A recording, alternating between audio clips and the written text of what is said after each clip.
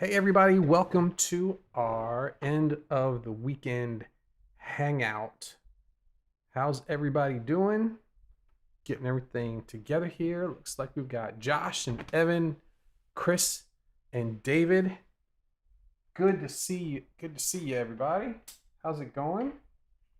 Oh, trying to get my guitar here. We're going to talk about our end of summer challenge today. And some other things too. Have some fun. I actually had a few minutes. I got to spend some time hanging out with Hal today, which was a lot of fun.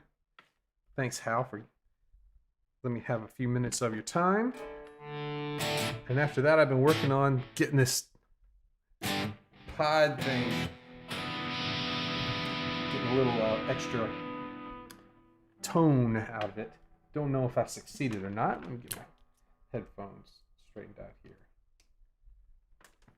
Okay, let me get the chat going over here. So Chris says, hey, hope you're all good. Well, hope you're good, Chris. That's right. Sup, players? Is everybody saying hi? It's hot. Oh, Evan was changing brakes out today. It is terrible out there, man. Terrible out there. Yeah. Hey, Evan. Good to see you.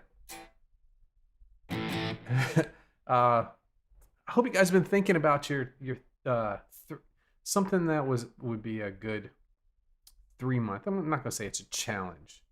It's not, but we're gonna try and get some goals behind us, to really, and also get in that flow of expecting that we're going to achieve the goals that we set for ourselves.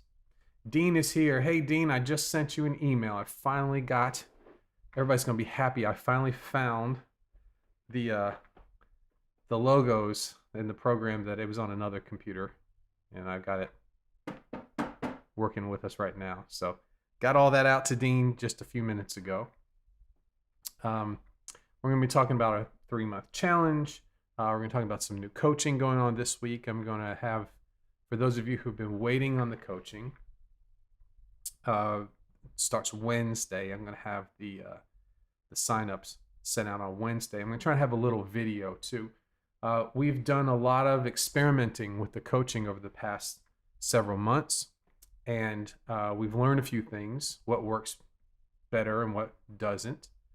And I'm going to walk through that with everyone who's the new players. I've got one or two that were on the waiting list that were students of mine from before, if they're interested in that. And then we've got some new folks too. Dean says, except for the riots, it's gorgeous here, high in the 70s. Yeah, are you guys in an area that's being affected by that? I'm about an hour south of what's going on in Atlanta, and where I'm going, where I've been checking out here what's been going on, it's been kind of quiet. I saw a video in Philadelphia which was wow. Just wow. But we're gonna be talking about guitar today and moving forward a little bit. I don't want to get too down into it because between the pandemic and now the riots, it's slowly weighing everything down. So we're gonna try and keep it light today and hang out. Evan says there were protests in the city, but they were peaceful. That's what's been happening here. Also in the next smaller city south, which is Warner Robins from here, they have some peaceful stuff too. My wife gave me some videos to watch, different areas of the country, since I know I have a lot of folks here from different places. And so there's the whole, we're going the whole distance. From peaceful all the way to all the other stuff. So Josh says it's crazy. Cars were lit on fire, but I'm 30 minutes away, so okay. David says, good news here only. That's great. And Dean says, the cop that started this lived the next street over, so there's a lot of activity. Whoa, Dean, goodness gracious. Oh, man. Stay safe, dude. Stay safe. Whew. Okay. All right, so we're going to take a break from life for about an hour and hang out and do some guitar stuff. Like I said, I got to hang out with Hal today. I think Hal's here, but he may pop in a little bit later on. That was a lot of fun. It's a whole lot of fun. And has some good ideas about moving forward. I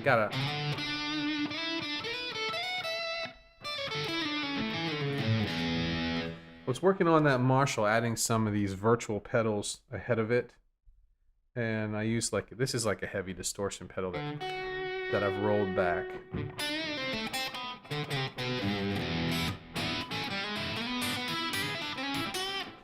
Have you guys seen this one?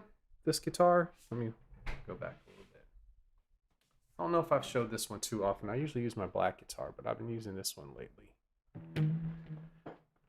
This is my double Fat Strat that I decided didn't want to be a double Fat Strat anymore. Basically what we had, it came with two humbuckers. One was well, they were both Seymour Duncans, but one was kind of like a Pearly Gates Plus, I think it was, that was in the bridge. And then I had I think it was a 59, some sort of a 59. It's a combo that Fender used a whole lot.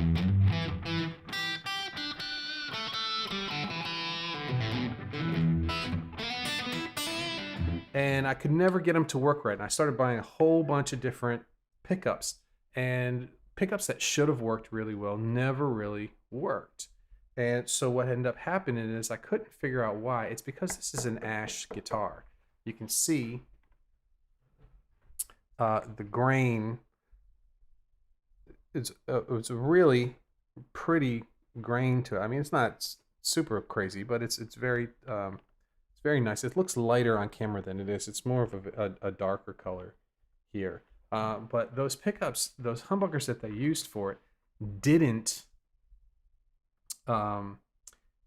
sound great with the Ash guitar. They just didn't resonate.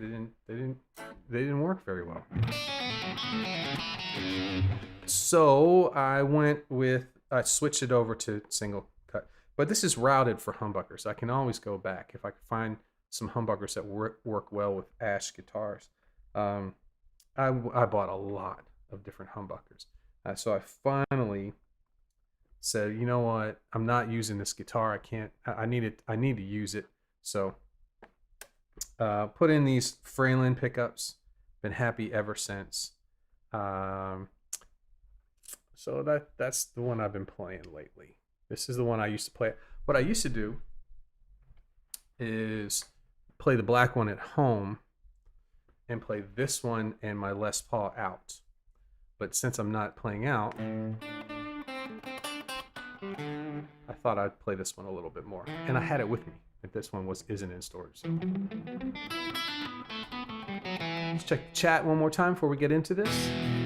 Oh, and the whole point of this is I've been working on adding some virtual pedals in front of these amp presets. So here's my Fender. Let's see here. Here's it clean.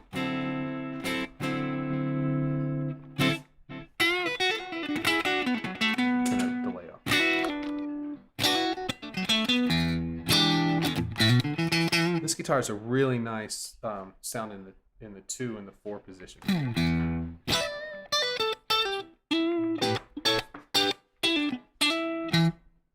And so I really just wanted, there's a pedal called Veta Juice on this. I just really wanted a boost to this, but this is a boost and it adds a little bit of compression.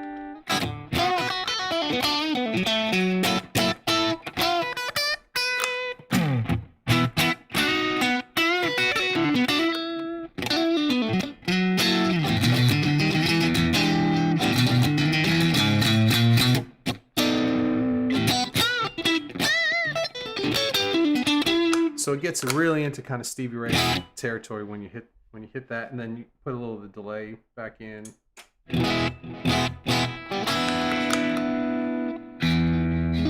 Actually, I've been liking that reverb too.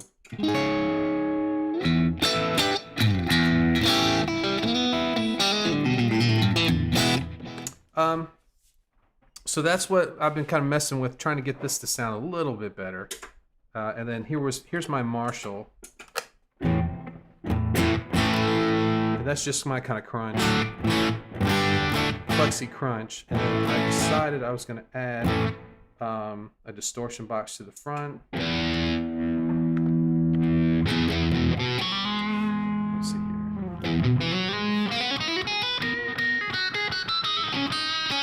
here. Something that would take, you know, really easy.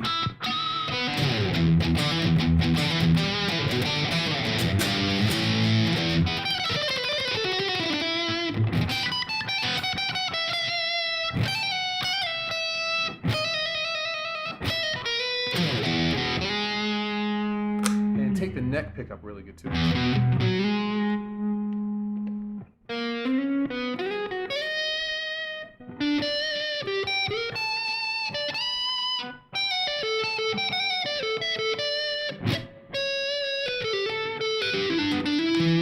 So anyway, that's what I came up with. I had 10 minutes of time. So let's see here. What we got? Check the chat again.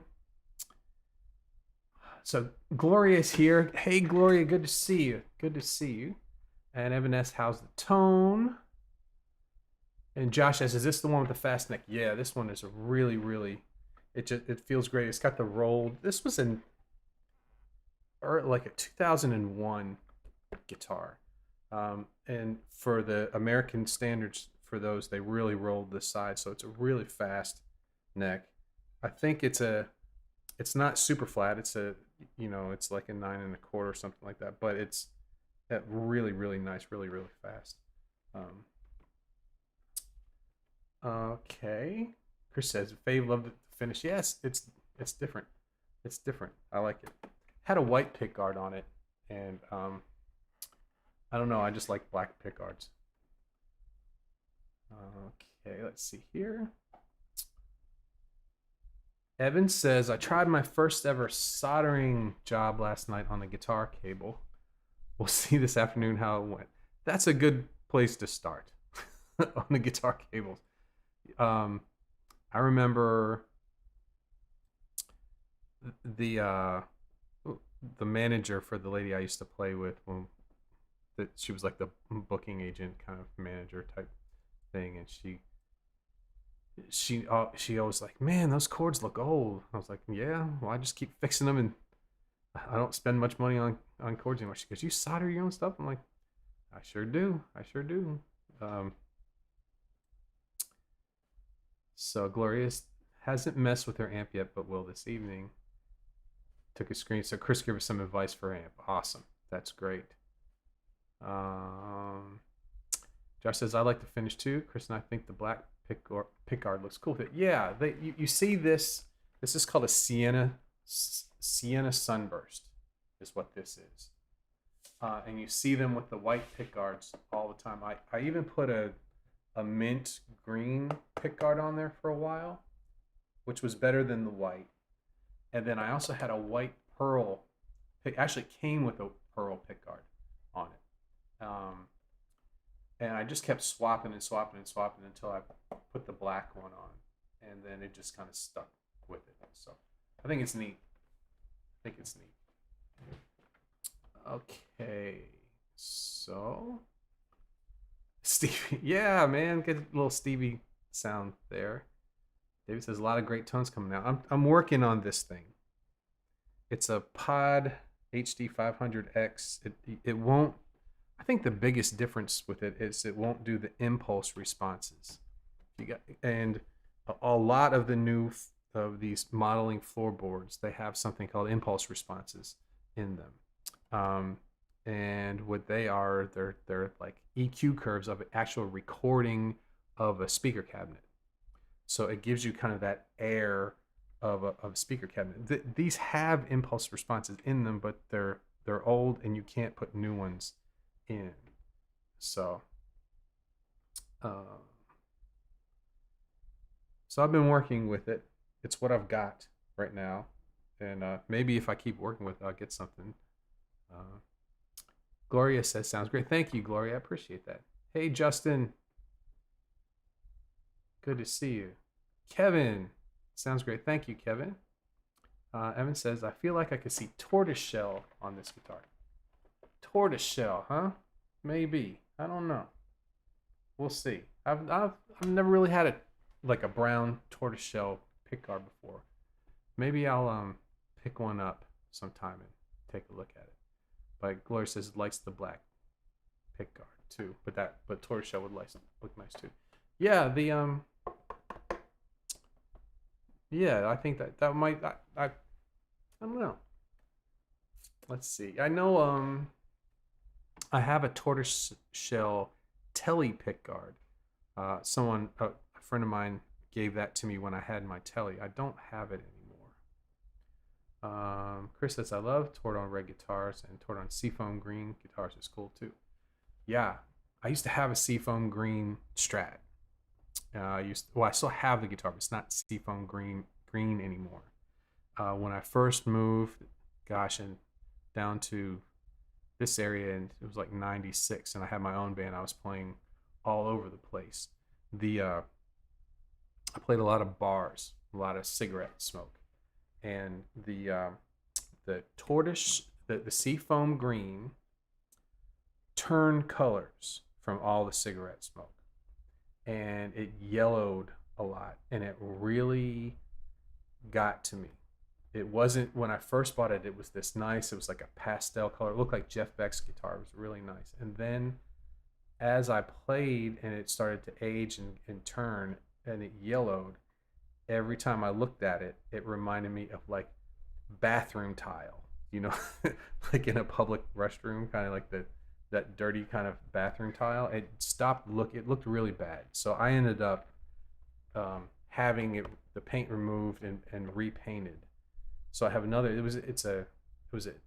was what I thought. What was sold to me as an American. It was a used American Strat, but Chris and I found out a while ago. I think it's a Japanese Strat. It was a '57 reissue, but it had a really big headstock on it, which it shouldn't have. And I found out that the Japanese guitars of that kind of the early '80s would have the big headstock on it. So I'm pretty sure it's a Japanese Strat. It had a maple neck. It's in bad shape. It needs to have it was a 7 1/4. The radius was too much for me, so I sanded that down. But I never got to the point of putting the lacquer back on the maple fretboard again. So it needs that. It has a new paint job on the black, and I have the Fralins and everything for it. It had, I don't know if I've showed this before or not. It had a shaved neck. The back, someone had removed a good like 1/8 of an inch from the back of the neck. So when you put your hand in front of it, it had no finish on the back of it, which was kind of neat. But when you put your hand around, which you put your thumb on the neck, and it's so thin that you could really get some really cool chords out of it too. I'm seeing a lot of smileys. It must have something to do with the bathroom tile. Green. Justin says, I have a green Lone Star Strat from the 90s that's irreplaceable. And let's see here. Evan says that greenish blue kind of color. Yeah. And Chris says, excuse me, sir, do you have that guitar in bathroom tile and nicotine, please? Yeah, we could pay. Could you pay somebody to I like the custom shop at Fender. I'm gonna get in touch with them. I like to use the Relic. I don't want the seafoam green. I'd like it more nicotine and bathroom tile, please. Call the guitar smoking in the boys' room. I know. I wish I had more pictures. I wish I had pictures of it. Unfortunately, back then, not everyone had decent cameras in their phones, uh, and I was playing so much I wasn't taking pictures and recording. I was too busy playing. So there's people out there who have pictures. Um, I just don't happen to have them, and they have videos, which I don't happen to have too. The only two videos that I have from all of that playing, that are on YouTube, or one's on Vimeo, and the one from Vimeo is Chris has seen it, and that is the Handy Awards, the Blues Music Awards in Memphis.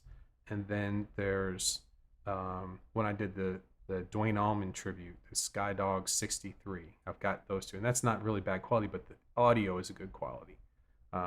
So I did, it's called Les Brairs in A minor. It's an Allman Brothers song. We did it with the full kind of deal in the Macon City Auditorium. Which it was, not City Auditorium. What is that place called? City Auditorium, is that what it's called? Yeah. So those are the only two that are on right now of all that stuff. Maybe I'll find some others. I'll try and make some calls, see if anybody's got some more pictures. Let's see here.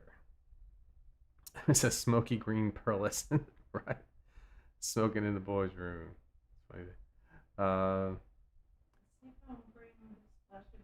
Yeah, splash of nicotine. Green with seafoam green with a splash of nicotine. That's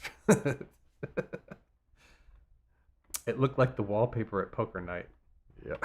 It was bad, man. It was kind of like, you want to pick up your guitar and feel good about it when you're playing it. And I would open the case. I'd use it in a hard shell case because I was playing so much. I didn't want it to get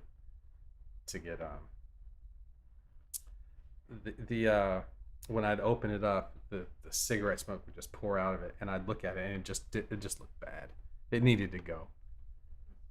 That's not the smoke. Smoke didn't come out. The smell, there wasn't actual smoke. It was just you know what I'm talking about. Josh says, throw up a link. Okay, let me see. I'll look for the one on YouTube. Let me see if I can find that one real quick. Okay. Let's get ours.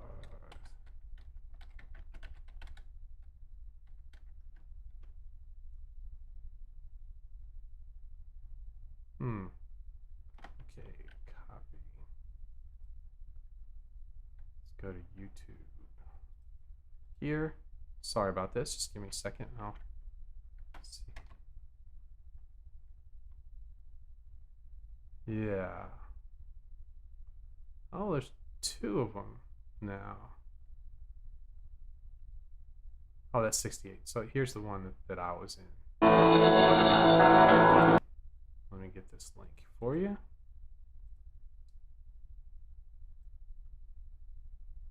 Here we go. This one turned out pretty good, I thought. I like that. But I'm gonna as we go forward, I'm going to. There was a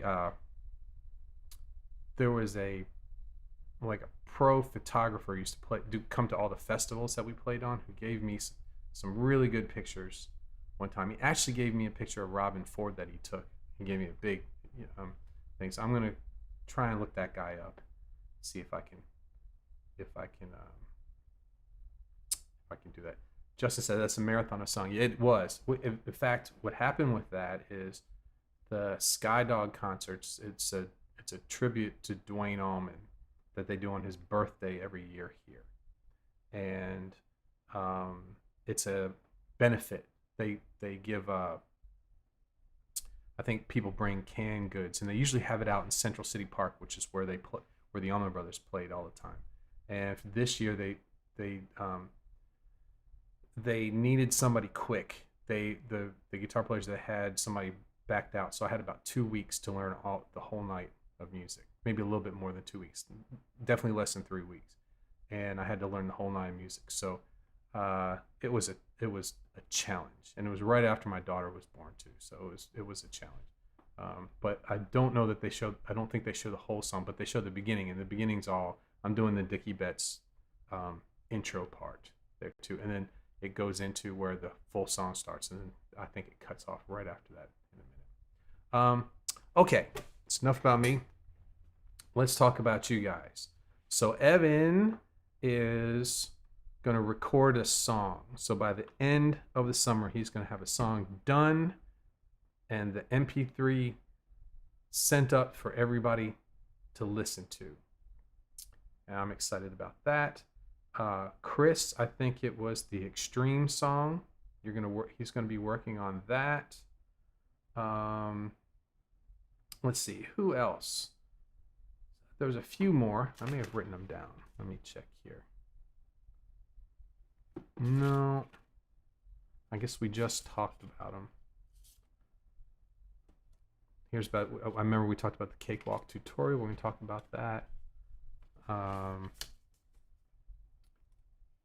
Coke said I don't think he was sure what he's gonna do. And so let's see here. Claire says, nice. Yeah, that was fun. That was a fun one. I'm gonna get in touch with some folks and see if they have some of the older stuff too. Well, let's hear from anybody else. How about you, Gloria? If you were going to have a big goal at the end of the summer met, as far as guitar, what would you do? What would you do? What would you work on? What's the thing that you would like to be able to do the most, or the thing that you know you need to be able to do the most? Maybe it's something that you're struggling with. Let us know what you would do. And Josh, what was yours, Josh? I think you told us. So start thinking, man. Let's get these things solid. Let's get them written down. Did you remember the other day I showed you my whole list, and I actually went to the point of mapping out my whole week and finding out what are the things I'm working on in the week and how I can schedule my time into my week so that at the end of 3 months I could get all of those things done. I've got a nice list of them, but I'm working on things in each of those categories throughout the week there. So Evan says, I've got a rough sketch of a song together. I have to add a little to it to see if I'm happy enough to proceed. Good. That's the way it starts, man. Just a spark of an idea. That's great. And Gloria says, I would love to be able to improvise better. That's a great goal. That's definitely a 3-month goal.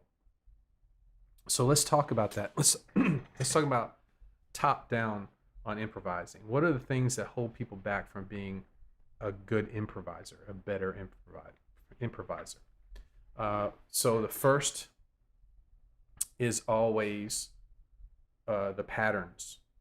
And a lot of people get stuck in one area or two areas. So the first, if I was going to take someone, and not knowing, Gloria, exactly where you're at, you may be farther past this, but from my generally helping people, usually they're stuck in one pattern or maybe two at the most, but they're still kind of stuck in certain areas. And so the very first thing is, as far as being an improviser, that helps people the most it's really a mind shift of just thinking of the whole neck of the guitar as one thing, as part, and we break it up into certain areas. So, and there's different ways you can break it up. I find that the most effective is the 5 patterns, kind of like the caged patterns that people talk about, but there's also the 3-note per string patterns, which I do use that too. I just use it for certain things. But being able to play, no matter where your hand is on the neck, having this, you have what you need underneath your fingers. Doesn't matter what key you're in, doesn't matter what song that you're in, no matter where your hand is, having what you need right there. Have you ever noticed that sometimes you're in your regular place and you get an idea, you want to go higher, but you end up searching, right? Trying to find those notes there. And so being able to smoothly go into the different areas of the guitar, knowing that the notes that you need are right there. That would be my first month of it, is really working the scale patterns. I think you something came up here. I'll go back to these, but I'm going to skip to Gloria says, I'm in box 1 and 2 minor pentatonic. So yeah, I'd finish that out. Get all of the different patterns of the minor pentatonic across the neck. And so just, take a day solo in one, take the day solo in another. But once you get them, all 5 of them down, the way we do it here is we spend a week on each pattern. So at the end of 5 weeks, we've been through all of them. And then after that, we take all those patterns and play them in different keys. So we get used to sliding them all around like a slide rule. That would be my first shot. And then once you have that kind of under control a little bit, then I would start working on phrasing and getting ideas and getting away from just playing memorized licks and finding a few licks of your own that you like and learning how to get the most out of them, how to get a lot of mileage out of the licks that you have, how to change them slightly. A lot of the guys here have been really benefiting from sequences too. They're a great way to bust out of that feeling like you're just playing scales up and down the neck all the time. So that's kind of something, but kind of a way to go. Let me make sure.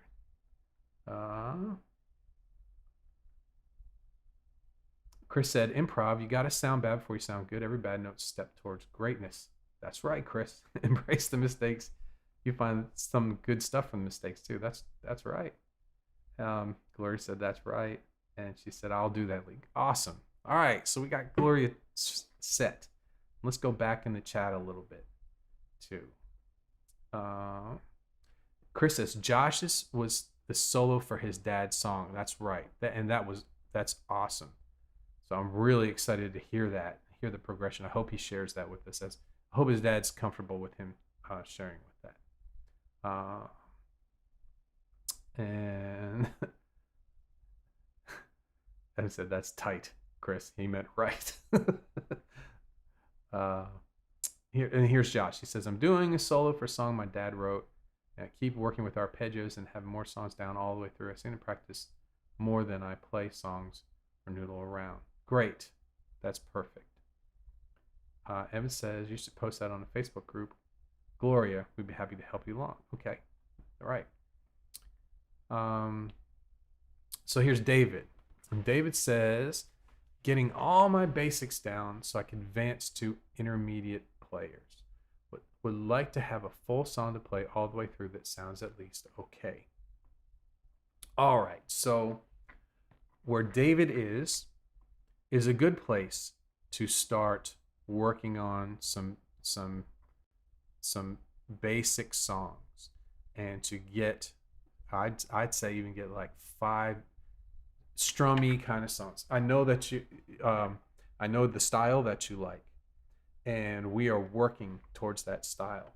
But there's no reason, the knowing that you have several songs that even if they're not the ultimate song that you'd like to play, but having those in your, ready at any moment is a very motivating thing. It's a very powerful thing to have a few.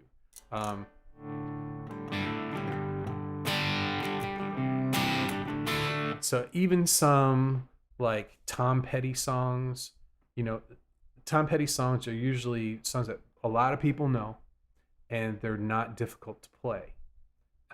Songs kind of in that style, and I don't know if you even, I don't want to push that on you.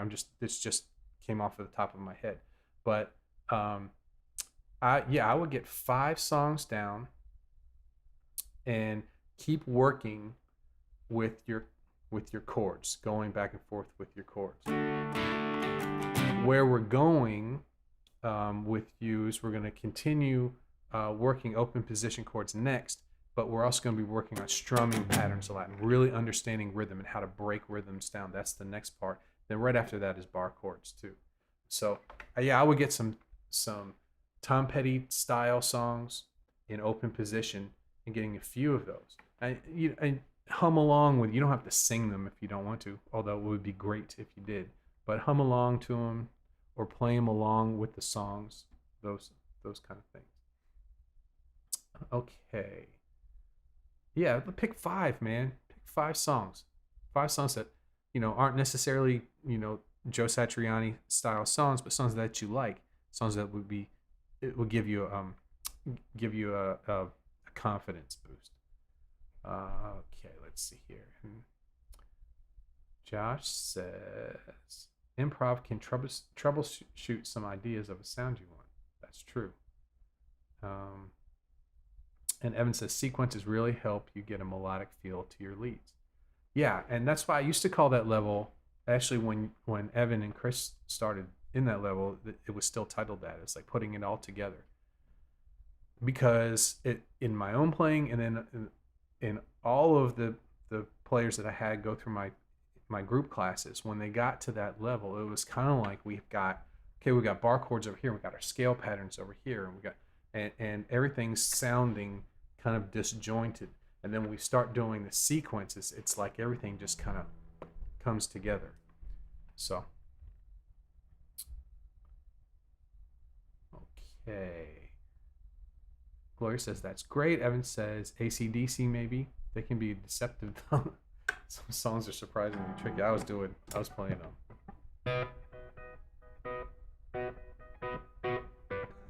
You know that one. I was playing on that one today just for fun. David says I think Tom Petty would be great. Love him. So Tom Petty would totally work. Yeah, there's a lot of great easy Tom Petty songs. A ton of them. He's kind of like Tom Petty and like Steve Miller and those kind of people. I went to see Steve Miller play one time, and then you think, well, what is Steve? I just kind of went with. He's not like one of my favorite people to go see, but I had a ticket, so I went to see him, and I only driving there, I could only think of with the Joker, right? That's his song. And the entire night of music, I knew almost every song that he played. It had this enormous catalog of songs that was just amazing. And Tom Petty's the same way. We watched that. What was that, Lisa? What was that Tom Petty movie? That we watched? It was a couple of years ago. It was on. Yeah, it was on Netflix, I think it was. Yeah. And we sat there and watched that, and it went from just kind of flipping the channel to the next thing you knew, 2 hours had gone by. We knew every single song and kept getting blown away by it. And those are songs that are based on basic chords.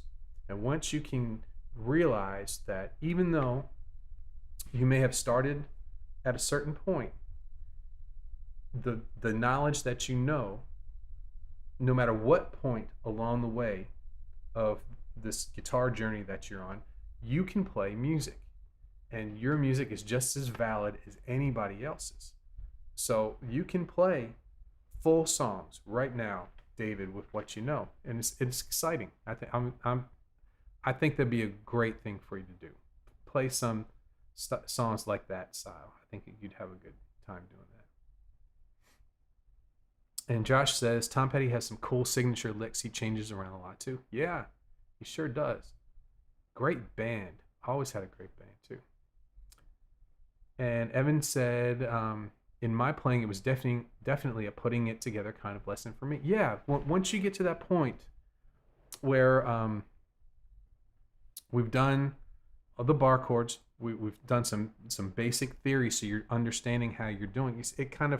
It's all of these ideas are kind of all going together. And at that point, when we start to do sequences, and I've seen it happen definitely with Evan and a lot of other people too, it's the time to start really making some music, to take all these different things that we're spending so much time on and play them in a melodic way.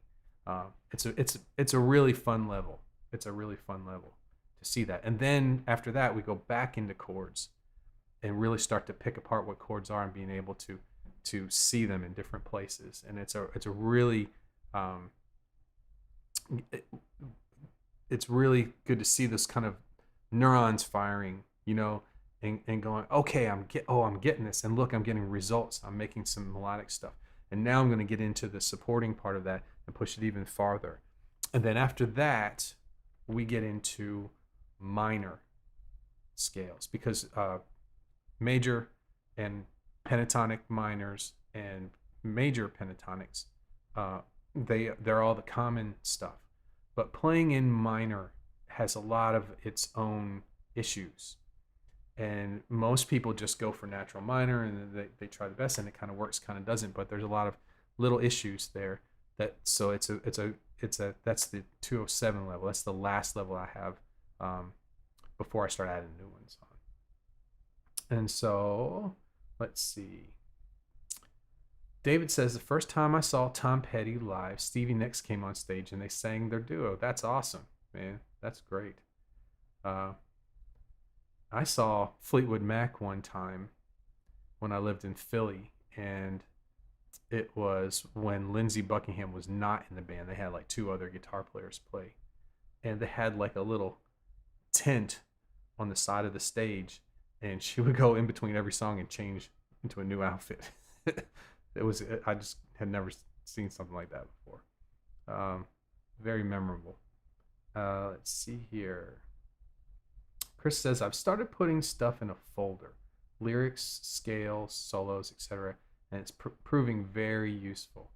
That's great, putting everything together. I had something like that. I show you guys that, that program I use where I can like zoom in on topics and zoom out. It's called Workflowy, and that's I've had kind of something similar to Chris. Find a way of combining things together that's very easy and very useful. That's a good idea. Having everything right there together. That's great. Josh says, I think the song breakdown. Yeah, man, that's like A minor to G, that kind of stuff. I think that will be a good one to do, David. I think breakdown is good. And Honeybee, right. Evan says, I used to wish I could write songs. Now I feel like I'm prepared to try and write songs. It's a big difference. Well, you've got some understanding.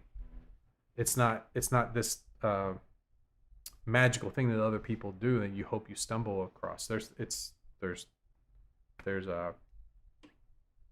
actual parts to it and things to do, and we're working towards that. So that's great, Evan. Josh says, that's a good idea, Chris. I'll have to try that out. And then Evan says, I love minor scales. Well, you're about to, once we get through this chords, man, you're in it.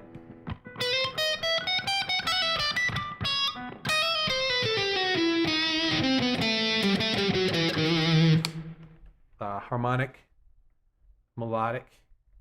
I don't know if we go, I think melodic minor is actually used more for the modes of melodic minor. It's a very useful scale when used in different ways. Harmonic minor, natural minor, and some things sometimes you would use those in different chord progressions too. Are really neat. We have a neat level head for you.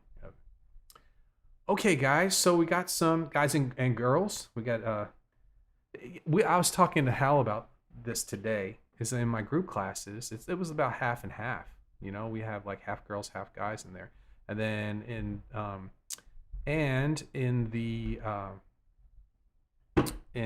the Start Here. I think Gloria, are you in? I think you're in Start Here guitar. I'm pretty sure. At Start Here guitar, it's the same way. It's about half and half. So I'm really going to try and get. I've got some students that should be doing some coaching too. So I'm going to try and, this is all of this whole system that I've done is geared towards having everybody be comfortable in lots of the different styles. So it hopefully get some more girls in here too, because girls playing guitar is awesome. Isn't that right, Lisa?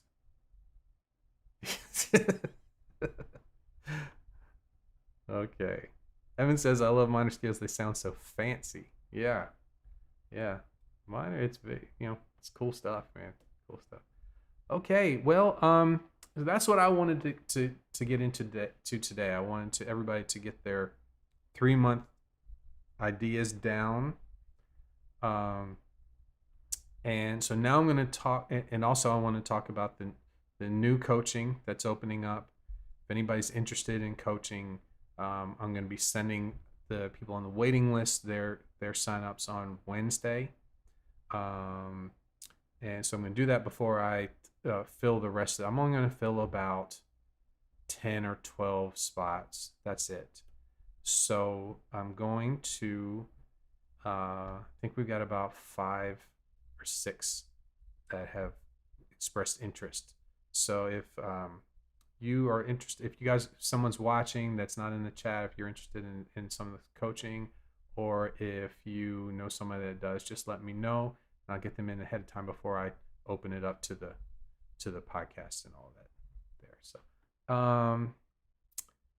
Evan says, I keep seeing a lot of female guitarists on YouTube on some big channels. I think it'd be awesome if the next wave of guitar music was spearheaded by women. I think it already is, man. Have you seen what's your name, the girl that plays with Alice Cooper?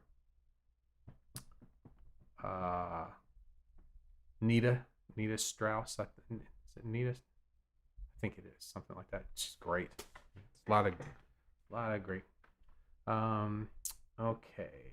So David says we'll look at Breakdown, Free Falling, and Last Dance with Mary Jane. All those songs. Those would be right where you are right now. I think those would be great. Kevin's ready for the coaching. Awesome. That's good. That's good. Wednesday. I'll have it all good to go on Wednesday. Yeah, those are good ones. Those are good ones, man. Okay, let's talk about the podcast for this week.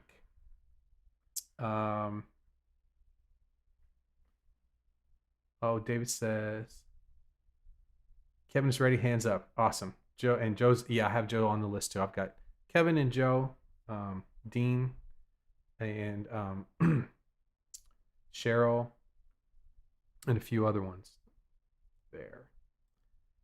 Okay, so for the podcast this week, I was going through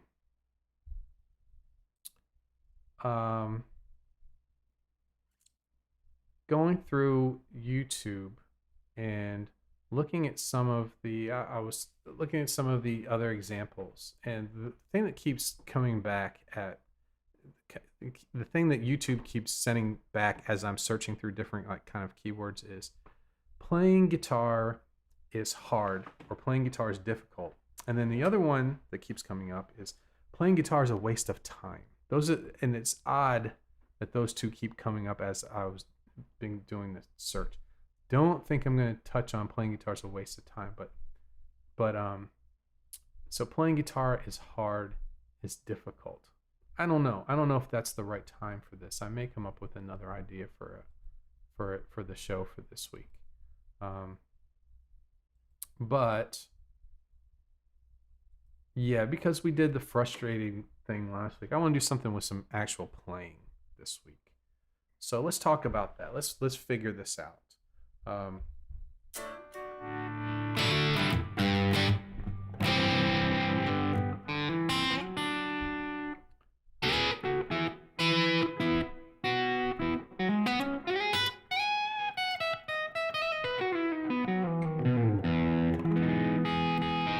How about arpeggios?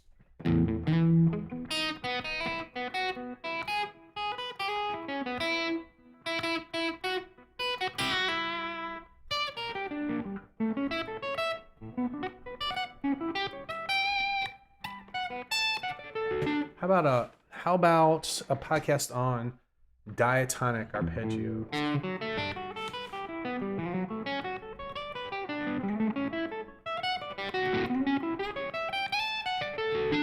Things like that. Would that be interesting?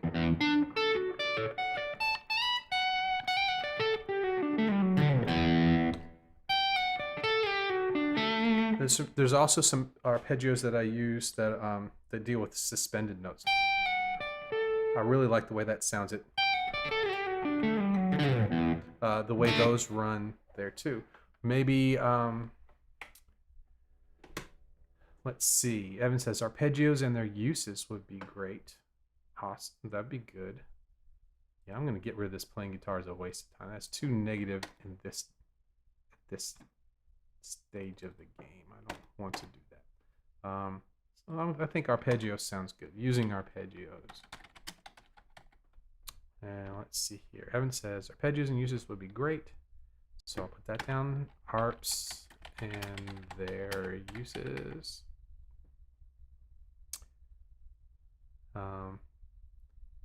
Dean said, you took the words right out of my mouth. Awesome. Chloe says yes. Okay.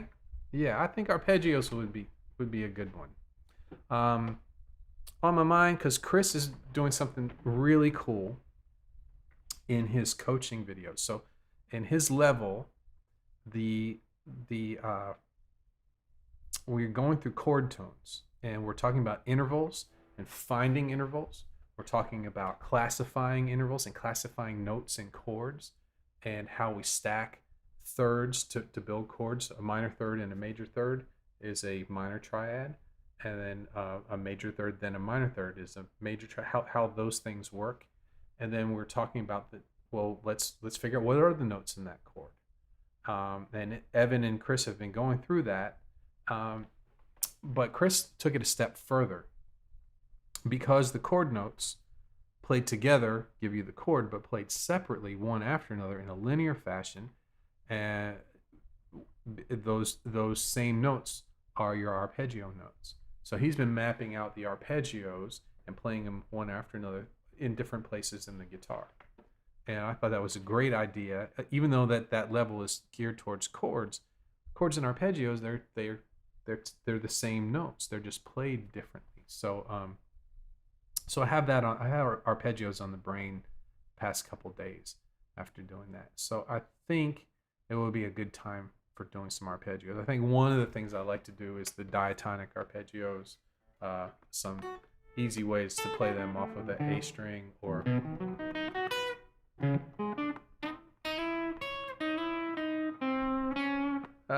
E string. You see the arpeggios that kind of look like the E shape off of the E string a lot, but there's some other ones too. I may do that. So let's write these down. So I have to have 3 main topics dealing. So using arpeggios, one would be their uses, diatonic. So arps and their uses, that how about an overview on arpeggios for people who aren't familiar with them?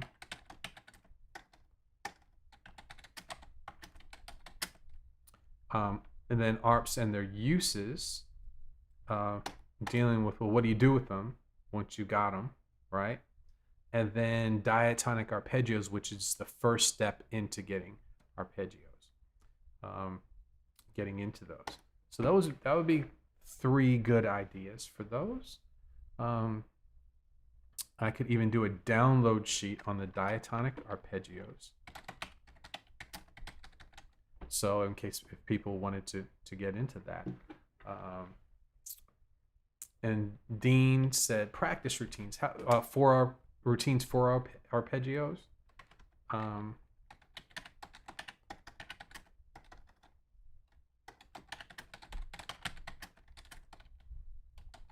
We'll put that under arps and their uses. Chris says it's a great way to help learn notes as well. Yeah.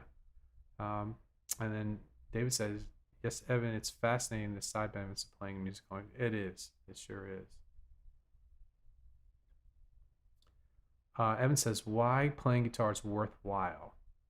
Might be good, but that's not a playing episode. But that's a good, I'm going to put that down. Anyway, I've done something similar to that.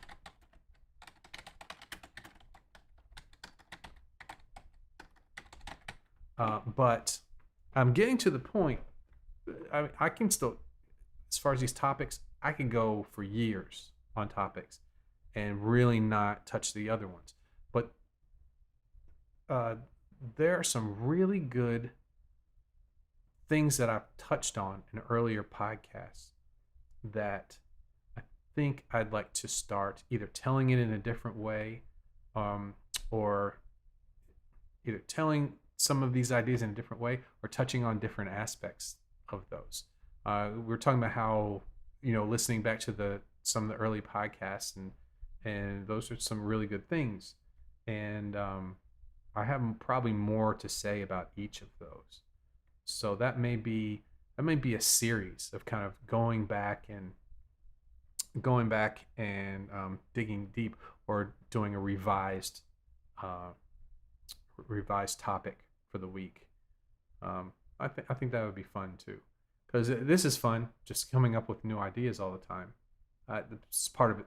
It's the big part of it that I like. But maybe going back and refining some of the things that we've talked about, especially like the theory and the I liked the In Search of Guitar Tones series. I did like 3 of those. Where I did amps and pedals and guitars and those things. So let's see what we got here. Josh, let's see. Dean said yes, so I put that down. Practice routines for arpeggios. Chris says, is there anything on the function of the third that could be included? Well, it's important. The surrounding the third, different things. Well, I'll think about that for a little bit. The third is the operating note. That's arguably the most important note of a chord. You could play a chord and not play the root, and it would still sound like the chord. You could play a chord and not play the fifth, and it would still sound like that chord. But could you play a chord and not play the third and it still sound like that chord? I don't think so. I always give the example of, so if you play a seventh, this is an A7,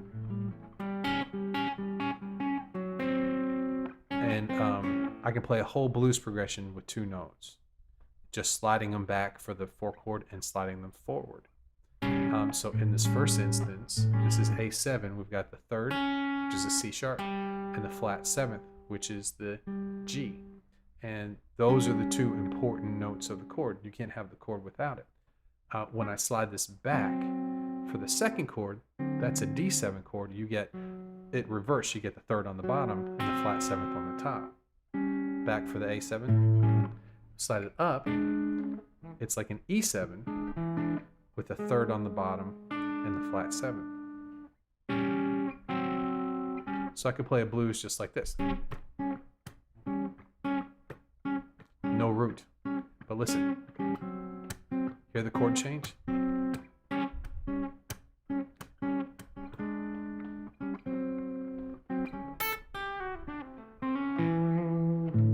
Never played a root. Not on one of the notes on that chord progression, but you could still hear the blues. You could hear that progression going through.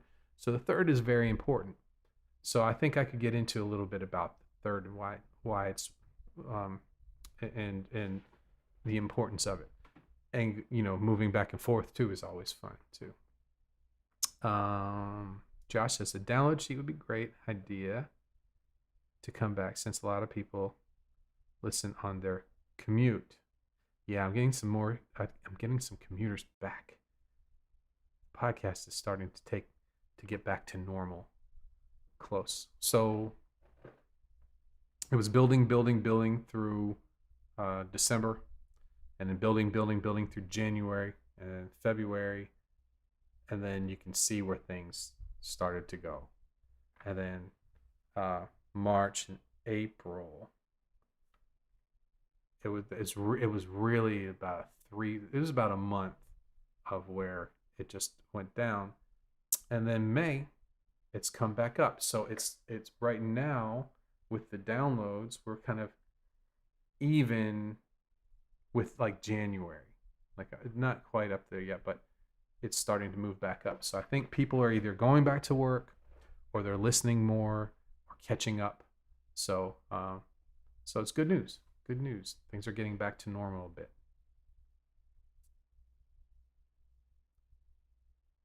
Okay, let me get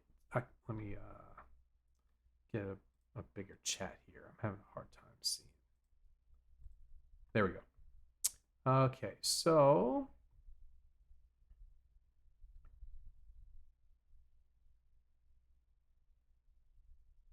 Evan says why it's worthwhile is just the counterbalance to the guitar is a waste of time. Yeah, maybe a like question is a guitar worthwhile to you, or is it just a waste of time? Play guitar flashback. That's right. Dean says I just listened to an early one on funk and another on jazz chords. They were great. Cool. I'd love to go dive more into those.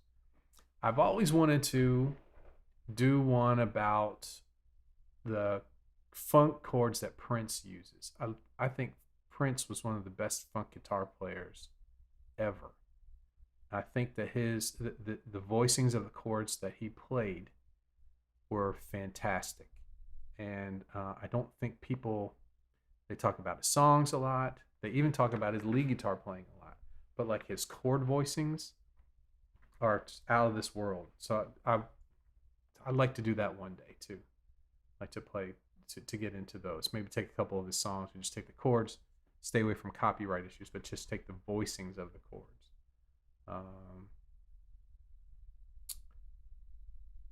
David says all the beginners basics are always good topics because if you don't know those, all others are moot. Yeah, and he says I see a lot more traffic on roads, so more people are getting back to work. That's it. That's it. So now that I'm doing a lot of YouTube, there will be a week where I do a ton of beginners. I want to have a good solid week of beginner videos. And so what I might do is schedule a week in the future where I guess I kind of coincide with like a vacation or me taking a week off and having a bunch of beginner videos that come out all the time. Maybe get everything done ahead of time. So we have like a planned vacation, so I could focus on beginners for 1 week, get a lot of stuff out there because that's very important. You're right, David. Evan says Prince was an immense talent. He sure was. And then Chris says, my brother sent me a couple of vids playing Andy Summers of the Police. He had the sound nailed down. Another example where less and more. Yeah, Andy Summers is one of my favorite guitar players. One of the first guitar players I listened to. Being from the time period that I started playing guitar, that was big. The Police were huge at the time. So, okay, everybody, it's 5:04 local making time, and we will go ahead and wrap it up for today. If you guys have any questions, go ahead and put them up there. Happy to help before I take off. We've figured out what we're going to be working on for our 3 months goal for the summer, and we have figured some podcast things out, and we have got the podcast figured out. Also, we're going to turn eventually this Sunday is going to be a gear. I think we're going to talk about gear on Sundays.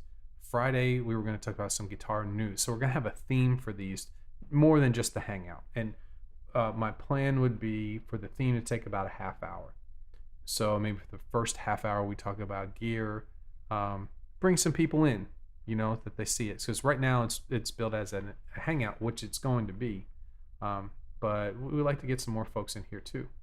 So I may wait. Most of my gear's in storage, so I may wait till we get through this move before I do that. I'm not sure, but that's the idea. I want to check these before we go. Chris says I've always loved the NXS guitar sound. I think he uses a Takai Strat. Colton, yeah, I do too. I always like those too. Mark says off topic, but thanks to whoever suggested my bar chord problem might be fixed by moving my thumb lower on the neck a week ago. It worked. Awesome, Mark. That's great. I'm glad that you're seeing progress there. It's a very frustrating thing. So, awesome news. That's great. And Josh says Andy Summers uses some crazy hard chords to play. Yeah, he does. He does. They're neat though. Yes. Thank you, Chris. This was fun. And Evan's congratulating Mark too. That's great. So Chris is going to be late next week. So catch up when you finish tomorrow. Okay, that'd be great.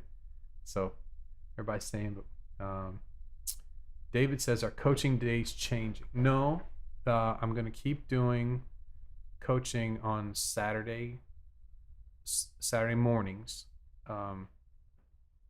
But the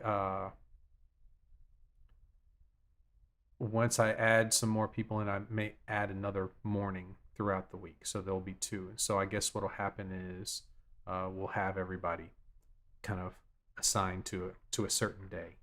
Maybe we'll see how it goes. I'm gonna take it kind of casual there.